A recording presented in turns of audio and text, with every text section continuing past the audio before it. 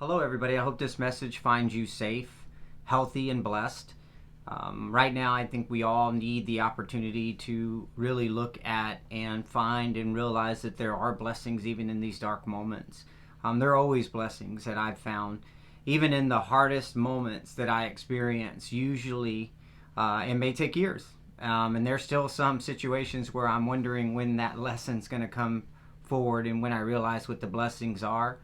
But I do honestly, truly believe that there are blessings even in our darkest moments.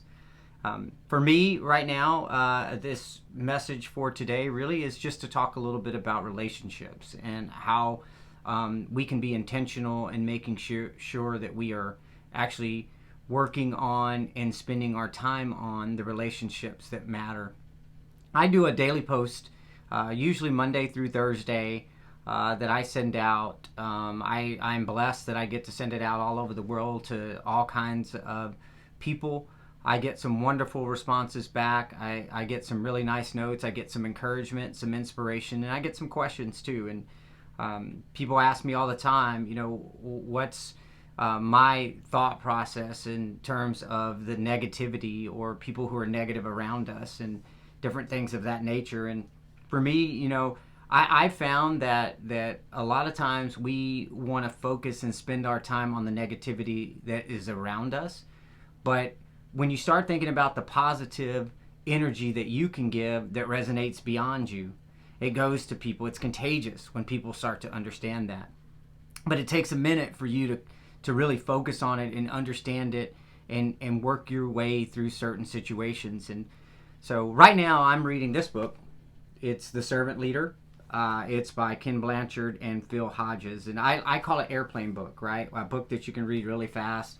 It's full of a lot of different nuggets and a lot of different things out there. But there is a chapter on thinking with your head, right? Understanding some of the situations and working through some of the different things that you need to kind of understand the value of a relationship, to understand the value of a situation.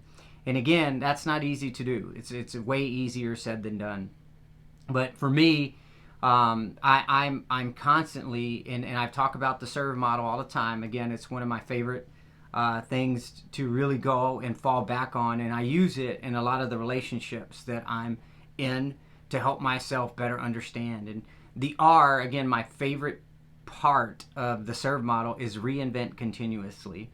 We are consistently and constantly reinventing what we need to do and how we look at things in the perspective of how we actually disseminate what's important and what's not important. It's kind of how we outline and set up our priorities when we're reinventing continuously. What we felt yesterday might not be what we feel today.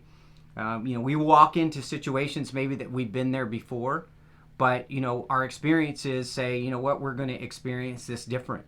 And I love a quote that I've written before was, hey, you may recognize the scenery, but the scenery is not going to recognize you. Because again, you've been transformed. In Romans 12:2, it says, be transformed by the renewing of your mind. Be transformed by the renewing of your mind. So think about that. It's your opportunity to be transformational for yourself. It's your opportunity to be transformational with the relationships that you have. When many years ago, in my career, I traveled for 40 out of the 52 weeks in 1 year. And people always say, oh, that had to be great. That had to be great. Well, the first 3 weeks were great, and then you get homesick and you miss home. And you sitting in an airport on a Friday night, hoping to get home and getting kind of snowed in and not being able to get home until Sunday and then having to leave Monday morning. So it was a great experience for me because what it allowed me to really do, it allowed me the opportunity to meet a lot of people. And I was a trainer at the time, so I would go to different departments, and my job really was to look at and assess the coaching that was going on there, the leadership that was going on there. And throughout that, I was able to experience some really good, selfless people. I was able to experience what it means for somebody really to just give their all into certain situations. I was able to experience amazing leadership. And I still have some really good friends and mentors from that experience.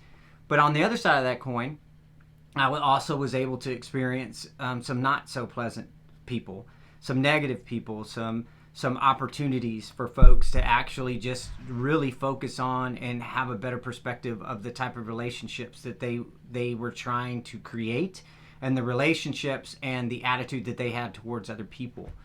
But as I go through that, I'm a firm believer that God puts all kinds of people in our path, and He does that intentionally. But it's on us to really take those situations, to take those lessons, and to teach more, to grow more, to learn more, and to really look at a situation for what it is. Right? When we have the blessing of experiencing both good, bad, joy, and sorrow, all the different things that we're doing, it really grounds us and allows us the opportunity to grow as an individual, to grow as a person. We're transforming and renewing our mind. We're reinventing continuously, and we're making determinations of where we are and where we want to go. We're making determinations of, who needs to be in my life, who doesn't need to be in my life.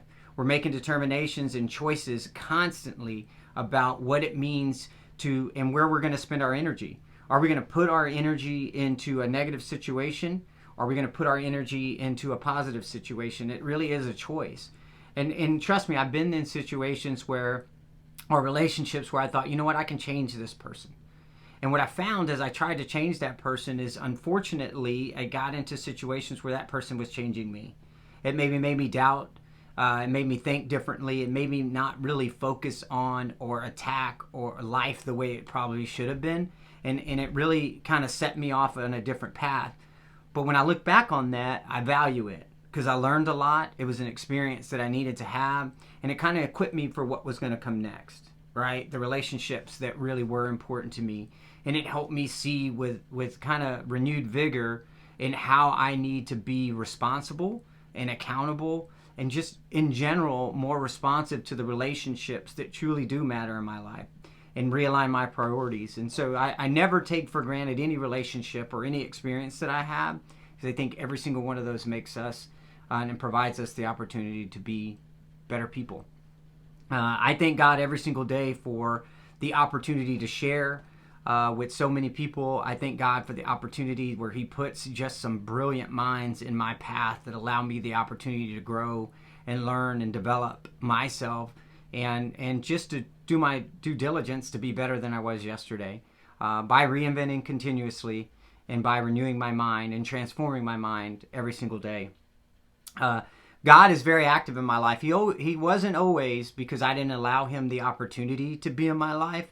But as I have grown spiritually, I've also found myself growing just in general and being adamant about sharing my faith, why that faith's important to me, and just how often that God has been extremely intentional in my life to pull me through situations that I do know that I wouldn't have been able to pull through myself.